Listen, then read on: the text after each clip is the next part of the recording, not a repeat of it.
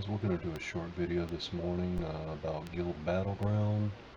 I know it's been a long time coming, but I was trying to wait for the right time. So first thing you're going to want to do before you go into battles is get your boost on. As you can see, I already have mine, and I also discussed this in an earlier video. Go to your tavern, the tavern shop. Click on this and you have 3 attacker boosts. Just depending on how much silver you have and how long you want it to last, pick the appropriate one. You could also go ahead and set up your army, but I usually do that when I get in there. If you want to set up your army, you would do that here. As you can see, I've already been fighting some. So anyway, after all that's done, go into Guild Battlegrounds. There's a few things I want to call to your attention. Your ATT is shown up here in the upper left. The higher the number, the more harm you will sustain. There's also, I've had people ask, what are the camps and what have you. So I'm going to try and explain that to the best I can. If you come down here on the bottom left and click on this little banner, it throws the banners up.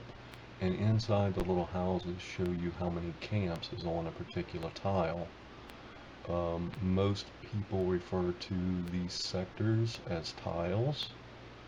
And you can see the ones that my team has targeted. My team is displayed in white. The targets are B3B and B4C.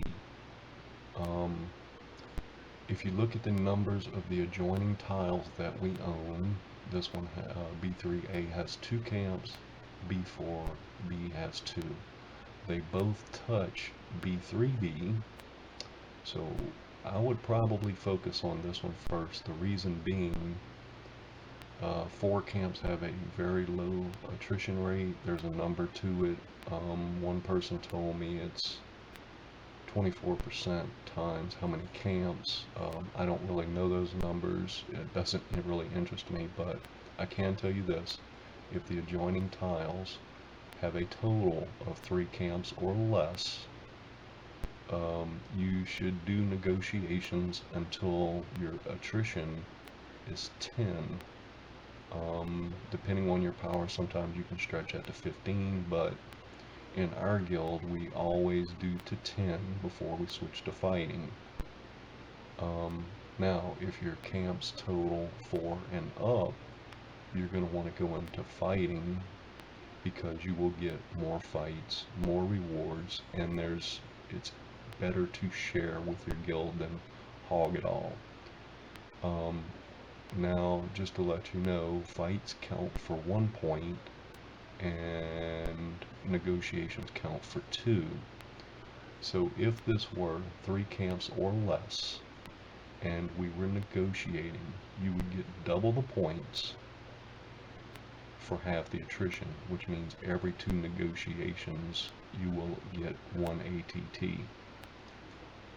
So basically you can finish out the tile faster with less attrition. Now if you're fighting, you get 1 ATT per battle if it's 3 camps or less. So that's why you want to basically negotiate till 10 or 15 and then fight the rest of the way.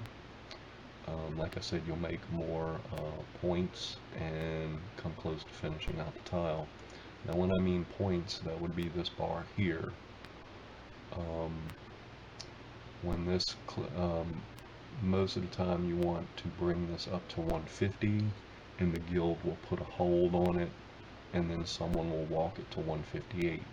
That is so that no accidents happen, and what I mean by that is that the tile doesn't get flipped accidentally. Most people work with co-ops or alliances, and that means that they flop tiles back and forth, and they share the cost of building camps on it. Camps can be quite expensive. We can look at that. Whoops, no we can't. I gotta go to one that we own. Yeah, these would be where you build camps and decoys and traps and all that stuff. And as you can see over here, this kind of shows you how expensive they are. All of these goods would come out of the treasury, and only so many people have permissions on to build those.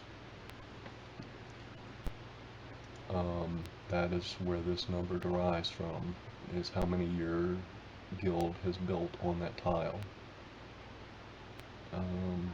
I think that's going to pretty much sum it up. If you have any further questions, please drop them in the comments and I'll be sure to address them at a later time. For